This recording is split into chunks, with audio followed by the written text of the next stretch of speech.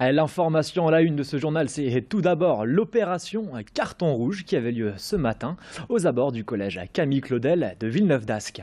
La ville et l'association Évasion ont mené cette opération dans les établissements scolaires de Villeneuve-d'Ascq. Les jeunes avaient pour mission de verbaliser les bons et mauvais comportements en voiture à l'aide de cartons rouges et verts. Le rouge pour un comportement dangereux et le vert pour une bonne conduite. Sensibiliser les jeunes à la sécurité routière, c'est bien le but de cette opération. Et pour cela, les collégiens ont dû suivre 3 séances de sensibilisation à la prévention épaulées par la police nationale. À l'issue de l'opération préventive de ce matin, chacun des jeunes avait été invité à l'hôtel de ville de Villeneuve-d'Ascq en présence du maire. On écoute justement la réaction des jeunes au micro de Céline Huret. Ça fait bizarre parce que quand on est dans la voiture, on se rend pas compte de tout ça. On se dit juste 30 secondes, ça va pas perturber grand monde. Mais quand on voit que presque beaucoup de personnes font ça, c'est quand même adhérent. Comme on est des enfants, je pense que ça les sensibilise plus que des adultes. Parce qu'on est des enfants et entre guillemets on sait mieux qu'est-ce qu'il faut faire en voiture alors qu'on n'en a même pas. Si sur la place du collège, il y a pas mal de gens, plus de la moitié des gens qui se garent en double fil. Et ça, on l'a eu beaucoup de fois, du coup on a mis pas mal de cartons rouges et peu de cartons verts. Éducation à présent avec la conférence de presse de rentrée ce matin du groupe EDEC. Ça se passait dans les locaux de l'école des hautes études commerciales à Roubaix en compagnie du directeur général du groupe. Ce dernier a annoncé une évolution concernant le concours d'entrée. Les étudiants devront dorénavant passer un entretien collectif en vue de leur acceptation. Mais également de nouveaux programmes vont être mis en place, comme le Speech Academy qui vise à apprendre aux étudiants à être le plus convaincant possible sur un sujet donné. Comment une école vieille de plus de 100 ans arrive à se maintenir dans le haut du classement des meilleures écoles en matière de business?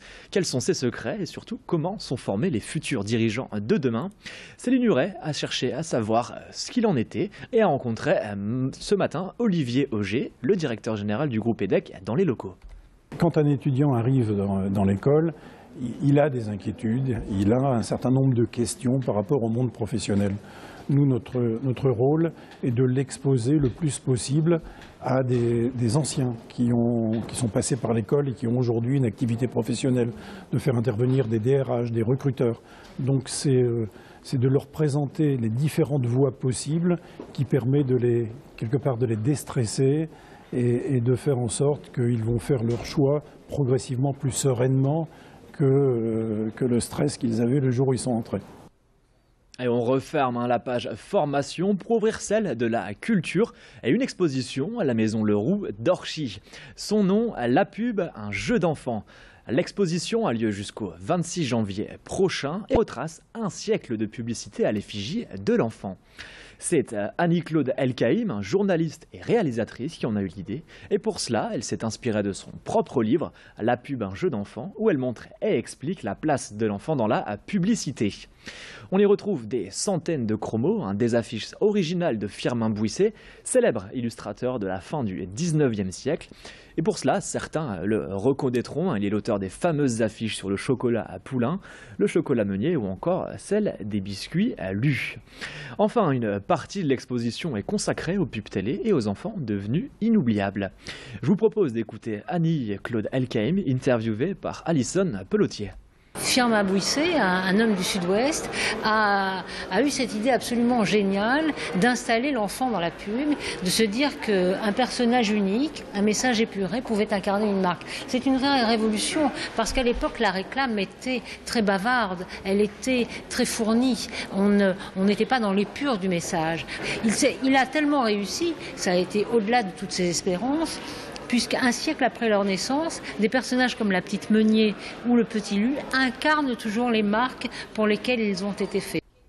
Et on vous rappelle que l'exposition a lieu jusqu'au 26 janvier prochain à la maison Leroux d'Orchy. Et l'autre actualité de ce flash, c'est le cas de ce père de famille à Marcois, François Schaeffer, qui n'a pas vu sa fille depuis près de 4 ans.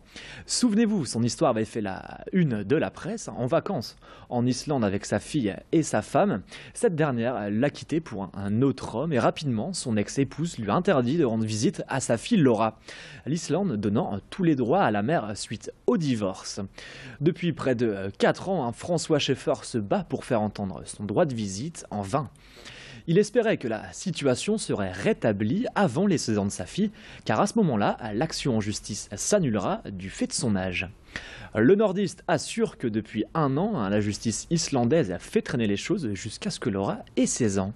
François Schaeffer était justement l'invité d'Adrien Lanois ici même sur ce plateau hier, et il revient sur les démarches en cours pour faire valoir ses droits.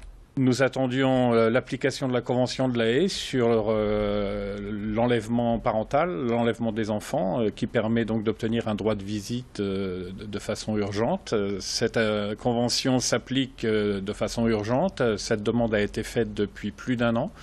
Le ministère de la Justice à Paris est resté sans réponse des Islandais. Les Islandais ont simplement répondu « Nous n'avons pas traité l'affaire, nous avons été en grève et puis nous sommes partis en vacances d'été ». Et puis cette convention, malheureusement, indique que lorsque l'enfant a 16 ans, la convention s'arrête. Et Laura a eu 16 ans hier. Et c'est la fin de cette édition. Merci à toutes et à tous de nous avoir suivis. Tout de suite, comme chaque quart d'heure, vous retrouvez la météo et votre infotrafic. A tout de suite sur Grand Lille TV.